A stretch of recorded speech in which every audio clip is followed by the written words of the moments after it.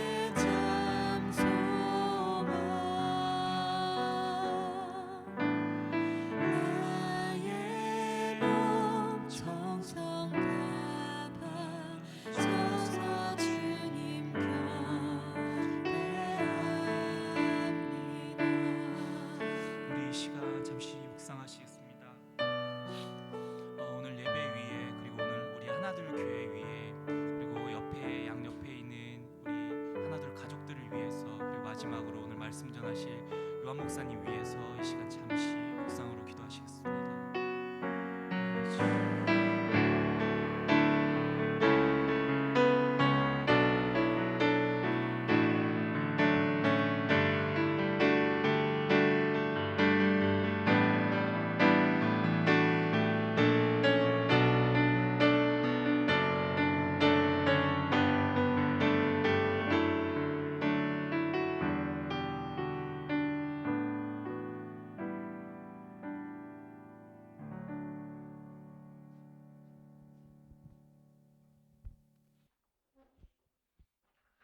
하나둘교회 안녕하세요. 안녕하세요. 반갑습니다. 여러분 혹시 잘 들리시죠? 괜찮아요? 뭐 울리는 것 좀 있나요? 괜찮아요? 괜찮으세요? 어이없는 상황을 우리가 만날 때가 가끔 있잖아요. 최근에 그런 기억 있으신 분? 어이없는 상황 가끔 있어요. 예, 저도 있고. 예를 들어서 이런 거죠. 우리 와이프가 홍씨예요. 홍씨. 저는 김씨. 경주 김씨. 뭐 김해 김씨 있고 경주 김씨 있고 그렇잖아요.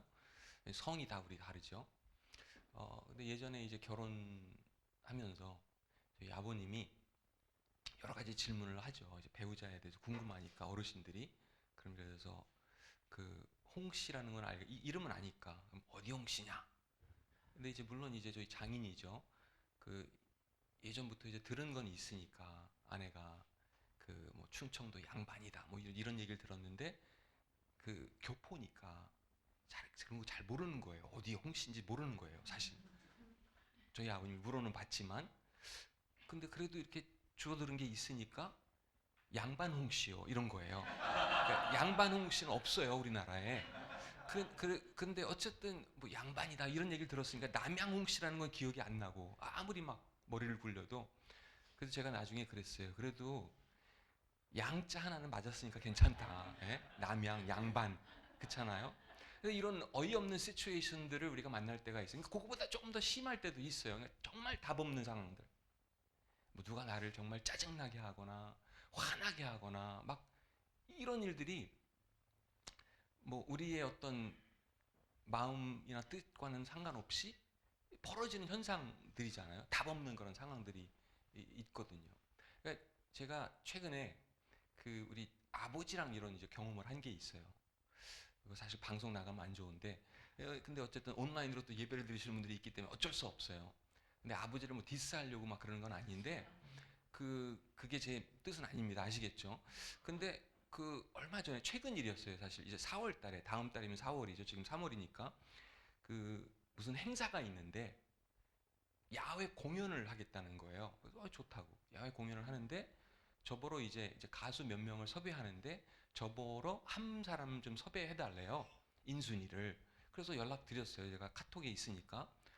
근데 요즘 뭐 골든걸스면 되게 바쁘더라고요. 뭐 인기가 장난 아닌가 봐요. 그래서 제가 섭외를 한 날, 그 다음 날 부산에서 골든걸스 공연이 있는 거예요. 그러니까 약간은 좀 무리한 요청인 거죠.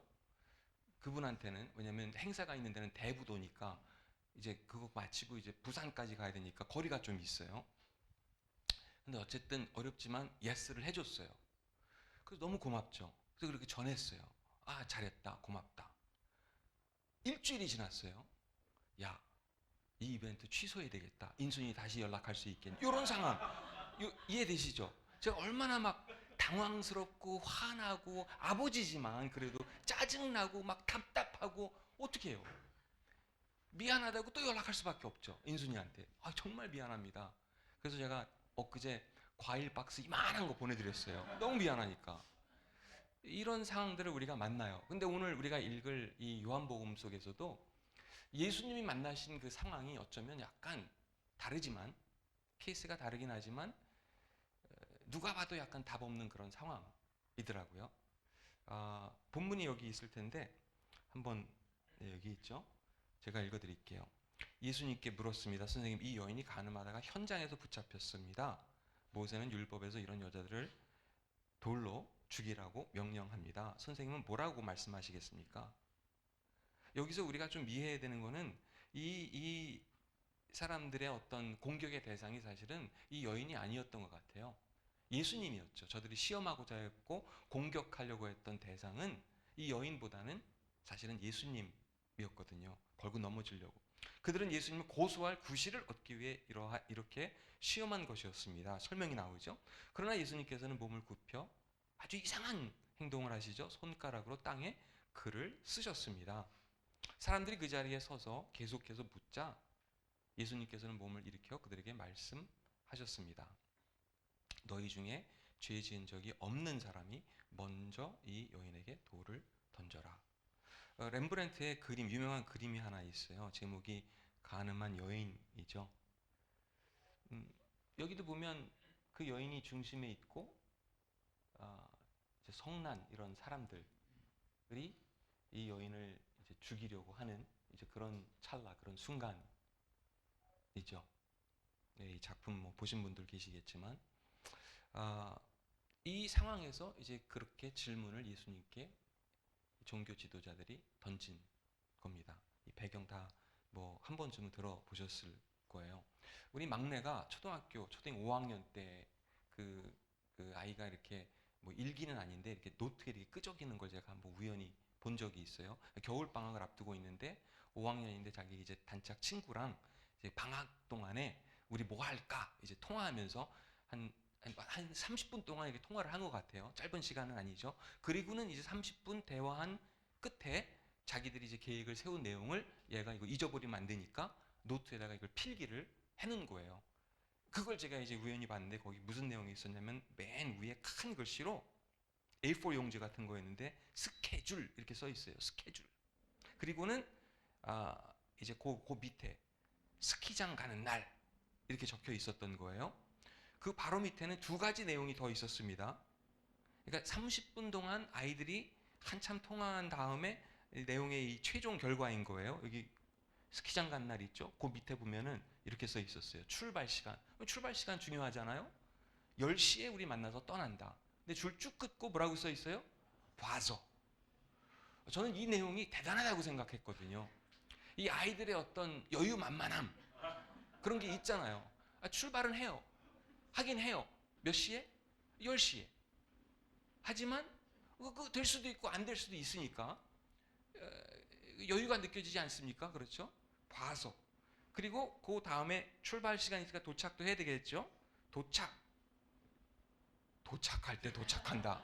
야, 여기는 여유도 느껴지지만 깊이도 느껴지지 않습니까? 그렇죠? 여유와 깊이. 이게 굉장히 중요하고 놀랍습니다. 그렇죠? 근데 그날 이 아이들한테 정말 제가 배운 게 있어요. 이 초딩 5학년 아이들한테 배운 게 있다니까요. 뭐 어른들은 대부분 보면은 10시에 떠난다면 10시에 떠나는 거예요. 물론 뭐 늦어질 때도 있고 그럴 때가 있지만 대부분 약속 시간을 지키려고 하고 뭐 철저한 사람들이 또 있죠.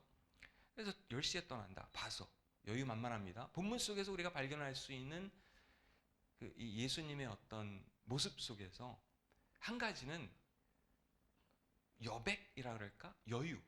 그러니까 근데 여백을 만들려면 여유가 있어야 또 여백을 만들 수 있는 것 아니겠어요? 가늠한 이 여인 앞에서 예수님의 선택이 보여집니다. 그렇죠? 이 상황이 얼마나 심각한지 우리는 다 알아요. 이 여인은 죽기 일보 직전이거든요. 근데 거기서 예수님이 갑자기 뭘 해요? 허리를 굽혀서 땅에 글을 쓰기 시작하는 거예요. 땅바닥에다가. 뜬금없이. 그렇죠? 무슨 내용인지 성경은 기록해 주지 않습니다.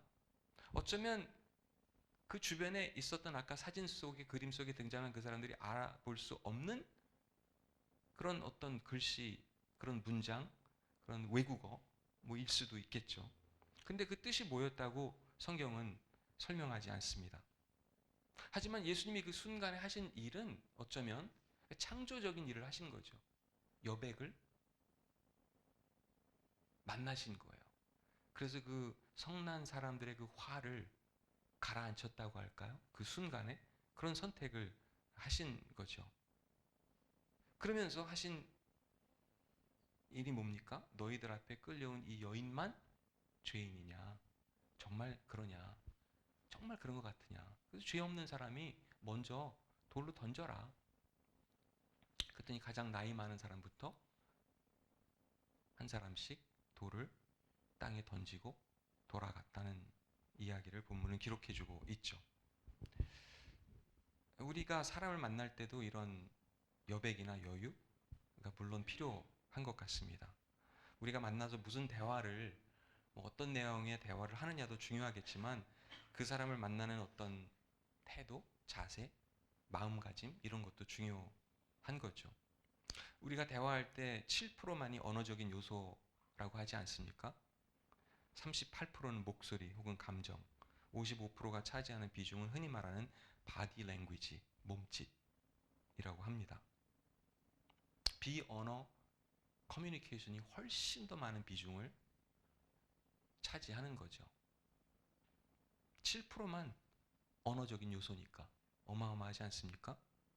감각 이완이라는 책이 있어요. 그 책에서 버나드 분타는 의사소통의 수단을 이렇게 정리합니다. 자세, 얼굴 표정, 외모, 목소리, 헤어스타일, 호흡, 심지어는 호흡. 믿어지십니까? 어떻게 호흡하는지, 어떻게 숨 쉬는지 잘 모르겠어요. 어쨌든 그렇대요. 이 사람은 이걸 연구한 거니까. 움직이는 자세, 복장, 눈, 표정, 미소, 상대방과의 거리, 경청하는 태도, 서 있는 자세, 뭐 이런 것. 우리는 사람들을 어떻게 만나나요?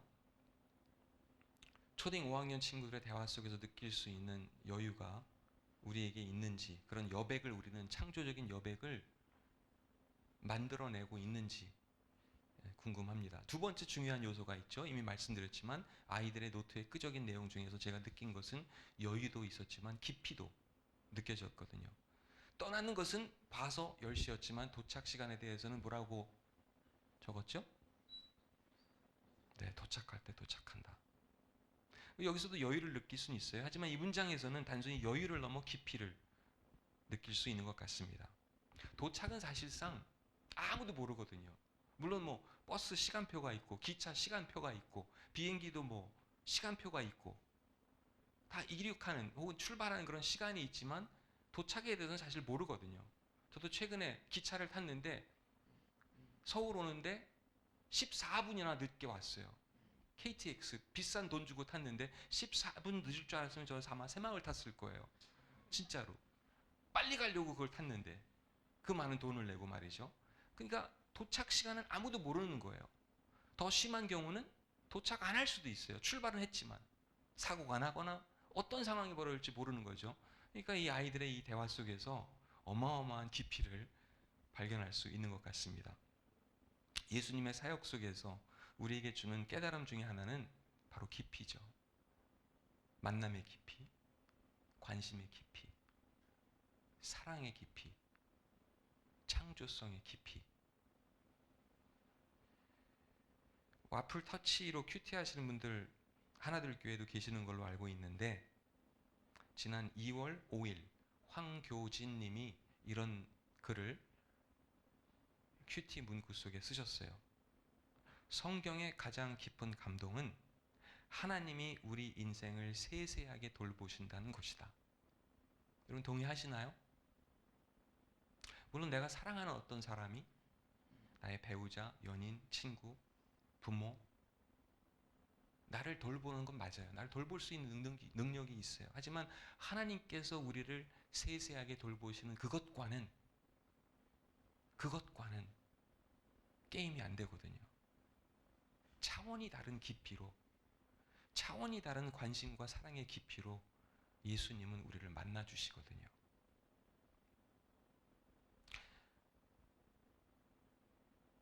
어떤 학자들은 여기에 예수님의 숨은 의도에 대해서 언급합니다. 내용이 중요한 것이 아니라 뜻밖의 행동을 통해 새로운 기회를 만드신 것이다 라고요.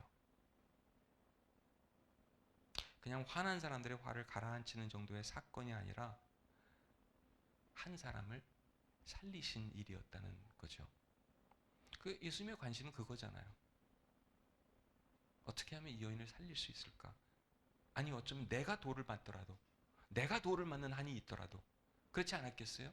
예수님의 관심은 이 여인을 어떻게 살릴까? 이 여인에게 어떻게 또 다른 기회를 줄 것인가에 관심이 있으셨던 것 같습니다. 우리도 그래요. 누군가를 향해 돌을 던지는 일은 쉬워요. 뭐 물리적인 돌이 아닐지라도 뭐 말이 될 수도 있고 그렇지 않겠어요? 돌을 던지는 건 지금 여기 이 본문 속에 등장하는 사람들처럼 돌멩이 하나 들고 누군가에게 던질 수 있어요. 화가 나면 그럴 수 있거든요. 근데 나도 동일한 죄인임을 깨달을 때 다른 마음이 우리 안에 생기는 거죠. 그리고 그 다른 마음은 하나님이 우리에게 주시는 거죠. 누가 그런 이야기 하더라고요. 이렇게 누구를 향해서, 여러분 저를 따라서 한번 해보실래요? 그냥 옆에 사람이나 뒤에 앉은 사람이나 한번 이렇게 손가락질 한번 해볼게요. 예, 손가락질. 예, 그렇지. 예, 손가락질. 막 다 하시네. 다 해, 다. 예? 다 해, 다. 예, 손가락질. 근데 손 이렇게 그대로 저한테 손가락질 하셔도 되고요. 그치? 예, 해도 돼요. 이렇게 해봐요. 이렇게 할 때 이 검지라 그러나? 검지 맞죠? 검지는 그 사람을 향하고 있지만 적어도 3개 손가락은 나를 향한대요. 그러니까 한 사람을 공격할 때, 한 사람의 잘못에 대해서 내가 비난할 때 사실은 나한테 더 많은 잘못이 있을 수 있다는 얘기죠. 그렇죠? 3개 손가락은 사실은 나를 향하고 있으니까. 정말 그런 것 같습니다.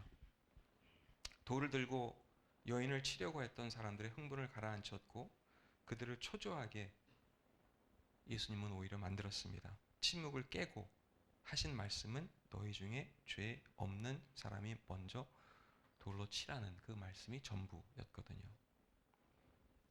이렇게 예수님은 긴장의 순간에 쉼표를 넣음으로 창조적인 순간을 만들어내셨고 한 사람을 살리셔서 다시 기회를 주십니다.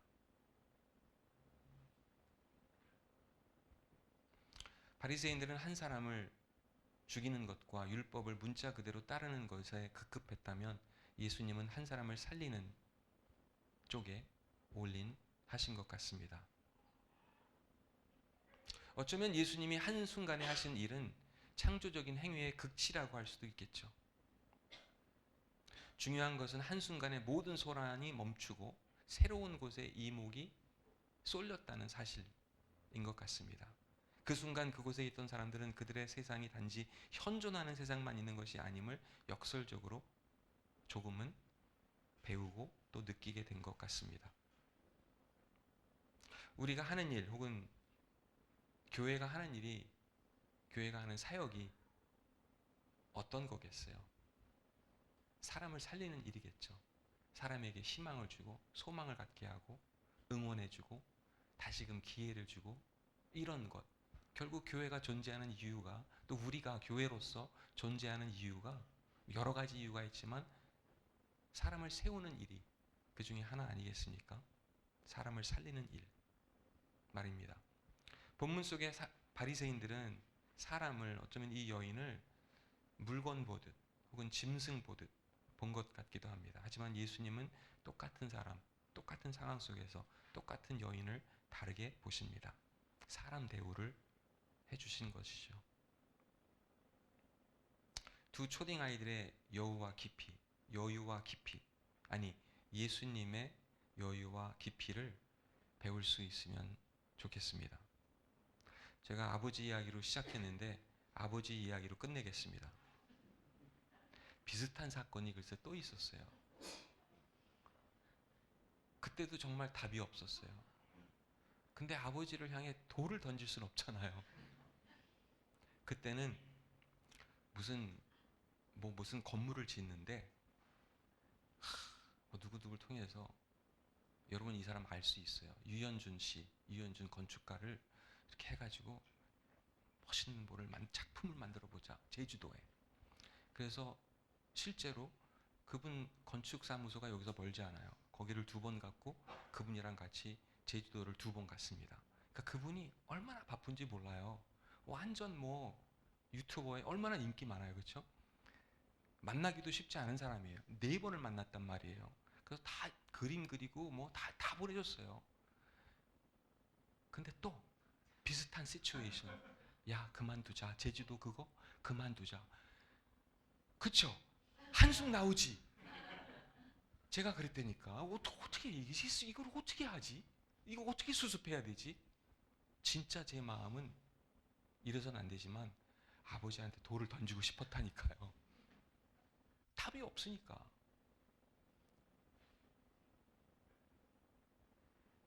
그때마다 저는 기도했습니다. 하나님, 영의 눈으로 아버지를 볼 수 있는 여유와 사랑의 깊이를 저에게 허락해 주소서. 그런 눈과 그런 마음이 우리에게 필요할 때가, 그 순간이 올 겁니다. 그렇죠? 그런 여유, 그런 깊이가 우리 모두에게 있기를 소망합니다. 여러분은 정말 답이 없는 상황 속에서, 너무너무 어처구니 없는 상황 속에서 어떻게 하시나요? 저는 기도원을 갑니다 하시는 분, 친한 친구를 찾아갑니다. 아니면 어디 산속 깊은 데 가서 소리를 크게 지릅니다. 없어요? 어떻게 하시겠어요? 답 없는 상황들 우리는 만납니다. 예수님처럼 우리가 똑같이 할 수 있는지는 모르겠어요. 하지만 그분의 지혜, 또 그분의 용기를 배울 수 있는 우리 모두가 되었으면 좋겠습니다. 잠깐 같이 기도할게요. 이 시간 마음 모아 기도할 때에 하나님, 저도 또 우리 교회 하나둘 교회가 누군가에게 참 소망을 줄 수 있는, 또 용기를 줄 수 있는 그런 저의 삶이 될 수 있도록 하나님 도와주세요. 제가 한 2주 전에 아내랑 소록도를 갔어요. 소록도 가보신 분들도 계실 겁니다. 2009년도에는 다리가 놓여져서 예전보다는 훨씬 더 물론 여전히 멀긴 멀지만 그래도 좀 편하게 갈 수 있어요. 그 섬을. 그 섬이 어떤 섬인지 여러분 아실 겁니다. 제가 다 설명할 수도 없고 설명할 시간도 없고,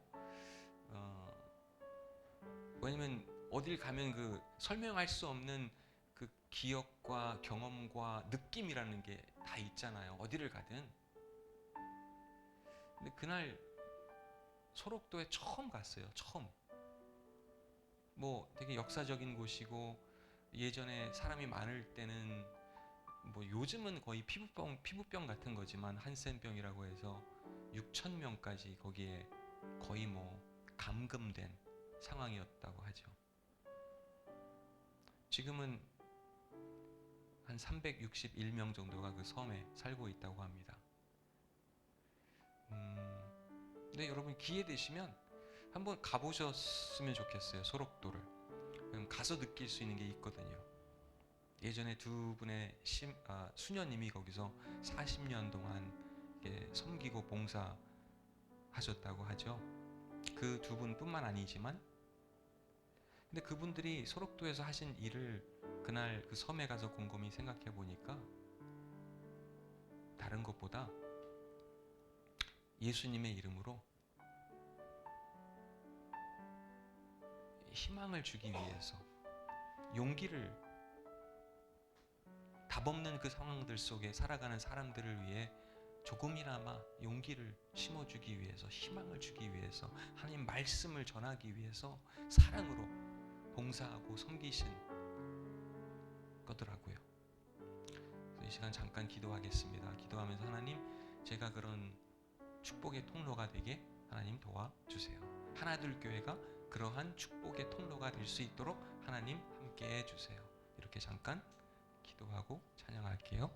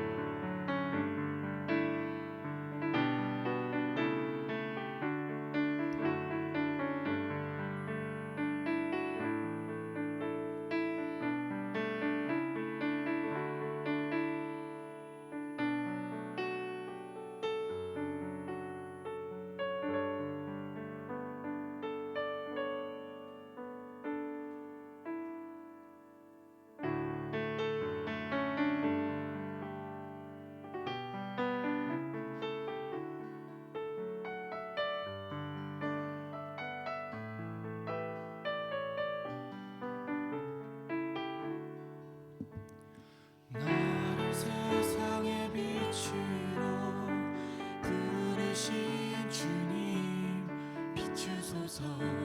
나도 주님의 빛을 비추리라. 나를 세상의 빛으로 부르신 주님, 비추소서. 나도 주님의 빛을 비추리라. 나를 세상의 빛으로 부르신 주님, 비추소서. 나도 주님의 빛을 비추리라. 나를 세상의 빛으로 부르신 주님, 비추소서. 나도 주님의 빛을 비추리라. 어둠을 밝히는 빛, 온 세상을 비추는 빛, 산 위의 마을이 숨기지 못하게. 어둠을 밝히는 빛, 온 세상을 비추는 빛, 산 위의 마을이 숨기지 못하게. 나를 세상의 빛으로 부르신 주님, 비추소서. 나도 주님의 빛을 비추리라. 나를 세상의 빛으로 부르신 주님,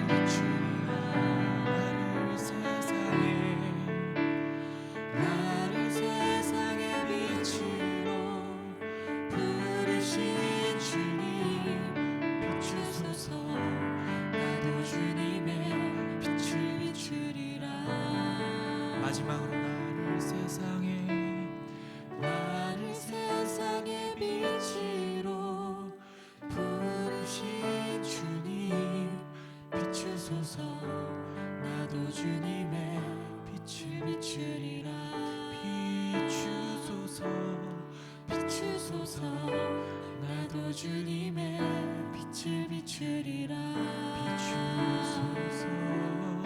비추소서 나도 주님의 빛을 비추리라.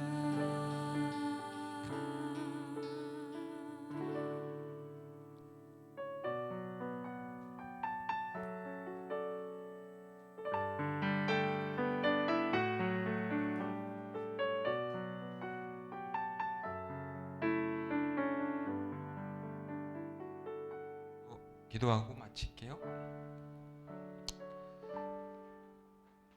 사랑의 하나님, 우리가 찬양으로 고백한 것처럼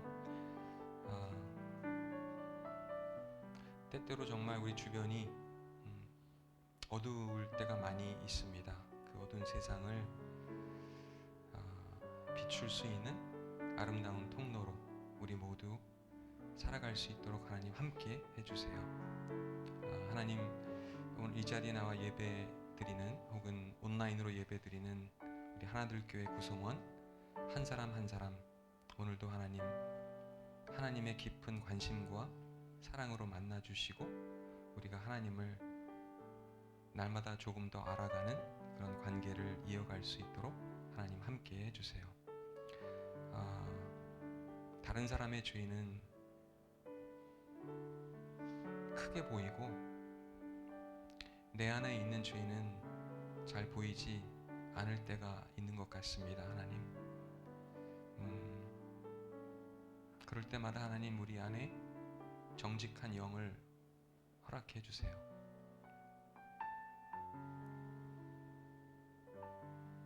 그래서 오히려 나의 참 모습을 하나님 안에서 발견할 수 있도록, 하나님 앞에서 겸손할 수 있도록 하나님 함께 해주시길 원합니다. 하나님, 우리 모두 세상의 빛으로 살아갈 수 있기를 간절히 소망합니다. 그렇게 살아갈 수 있도록 하나님 도와주세요. 예수님 이름으로 기도합니다. 아멘. 곽 목사님이 이제 잠깐 나와서 광고해 주실 건데요. 저도 이제 광고라 그럴까, 교회 소식이 하나 있어서, 제가 다른 우리 연합교회잖아요. 그래서 함께 공동체 속에 몇 개 교회가 있어요. 그래서 제가 두 교회에서는 이 내용을 잠깐 나눴었고, 우리 교회 목양위원으로 이도율 집사님 계시기 때문에 이도율 집사님은 아시고 또 곽 목사님도 아시는 내용인데, 그래도 다른 분들도 알아야 되니까, 알 권리가 있으시니까 다음 주는 제가 홍대 가까운 교회에 가서 동일한 내용을 전하게 됩니다. 뭐 그렇게 대단한 내용은 아닌데, 왜냐면 이게 우리 교회 미래와 또 이렇게 직결되는 그런 사항이기 때문에, 제가 두 교회에서 앞서서 한 2주 전 그리고 3주 전에 보리떡 교회랑 함께하는 교회에서 뭘 발표했냐면, 제가 은퇴한다는 발표를 했어요. 그래서 저의 나이는 지금 56세입니다. 곽 목사님이랑 비슷해요. 근데 곽 목사님 저보다 훨씬 젊어 보이죠? 제가 한 살 많은가 그래요. 그래서 제가 기분 나쁘기 때문에 곽 목사님을 잘 안 만나요. 저보다 훨씬 젊어 보이시기 때문에. 근데 그래서 어떤 분들은 물어봐요. 왜? 근데 제가 사실 25년 넘게 26년 차 지금 목회를 해요. 그래서 아내랑도 얘기하고 하면서 이쯤이면, 그래서 준비를 하는 거죠. 그래서 올해 가급적이면 새로운 사람을 찾고 또 1년이나 2년 정도 같이 동역을 하다가 이제 교회를 떠나는 걸로 이렇게 지금 생각을 하고 있거든요. 그래서 여러분의 기도를 또 부탁드리면서, 또 교회의 미래를 위해서 또 여러분 관심 가져주십사. 또 왜냐면 각 교회가 이렇게 참여를 하게 될 거예요. 목양위원들도 계시지만 또 그룹 리더들도 계시고, 여러분의 의견이, 한 분 한 분의 의견이 중요하기 때문에, 연합교회이기 때문에 특별히 그렇습니다. 그래서 하나둘 교회 여러분의 생각도 소중하고, 가까운 교회며 CIC며 보리떡이며 다 그렇거든요. 어떤 분들은 뭐 할 거냐, 뭐 이런 질문도 하세요. 뭐 당연하죠. 뭐 할 거냐, 뭐 하려고, 어쩌려고 그러냐. 그래서 뭐 할 일은 생각해 보면 많이 있더라고요. 이제 그 중에 하나는 어머님에 대한 다큐를 지금 만들고 있어요. 생각보다 이게 오래 걸리더라고요. 지금 2년 차인데, 그래서 거의 완성됐는데 조금 더 해야 될 것 같아요. 그래서 그런 일도 해야 되고. 근데 이게 좀 기도 제목이기도 해요. 왜냐면 혹시 생각나시면 어머님이 지금 몸이 안 좋아서 또 치매도 있고 그래서 말수가 굉장히 적으세요. 근데 그분에 대한 다큐를 만들어야 되는데 말이 없잖아요. 굉장히 이것도 좀 노답인 거예요. 그렇죠? 이런 상황 속에서 다큐를 만들어야 되니까 조금 힘은 들어요. 물론 감독님들이 더 힘들 수도 있겠죠. 저보다는. 그런 상황이기 때문에 잘 마무리될 수 있도록 그렇게 해주시면 좋겠고요. 그 다큐 보셨는지 모르겠어요. 김창렬 화백이라는 분이 있는데 그분의 미술관이 아마 제주도에 있죠. 근데 그분의 다큐가 물방울을 그리는 남자일 거예요. 보신 분들도 계실 텐데 안 보셨으면 강추합니다. 근데 되게 어떻게 보면 지루해요. 왜냐면 이분도 우리 어머님이랑 비슷해가지고 말을 거의 안 하세요. 근데도 그 나름의 감동이 있어요. 김창렬 화백에 대한 눈방울을 그리는 남자.